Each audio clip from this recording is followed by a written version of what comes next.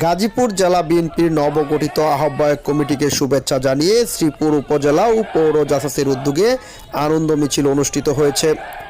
শুক্রবার বিকেল 4টায় ঢাকা ময়মনসিংহ মহাসড়কের আনসার রুট এলাকায় আনন্দ মিছিল অনুষ্ঠিত হয়।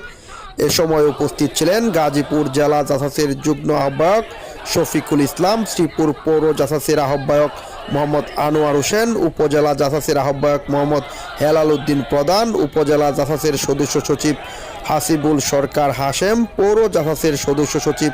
আলামিন মোল্লা, উপজেলা জাসাসের যুগ্ম আহ্বায়ক লিটন ব্যাপারী, পৌর জাসাসের যুগ্ম আহ্বায়ক দেলোয়ার হোসেন, পৌর জাসাসের যুগ্ম আহ্বায়ক মোহাম্মদ রুহুল আমিন, উপজেলা জাসাসের যুগ্ম আহ্বায়ক মাসুম সরকার, যুগ্ম আহ্বায়ক আলিরাজ, যুগ্ম আহ্বায়ক ফরহাদুর রহমান, পৌর জাসাসের যুগ্ম আহ্বায়ক মোশারফ হোসেন, যুগ্ম আহ্বায়ক কামরুল ইসলাম, যুগ্ম আহ্বায়ক সুহান আহমেদ সোহাগ, সদস্য অ্যাডভোকেট হামিদুর, ডক্টর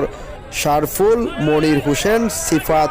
মিরাজউদ্দিন, রফিক মীর, আলম সওদাগর, পাপ্পু প্রধান, সাজ্জাদ, মুর্শেদ, শাকাওয়াত, ইঞ্জিনিয়ার রাফিজ উদ্দিন, অ্যাডভোকেট তৌহিদ, ফারুক আহমেদ, রাজীব ফকির, রনি সরকার, আশরাফুল, মনির হোসেন দরানি প্রমুখ।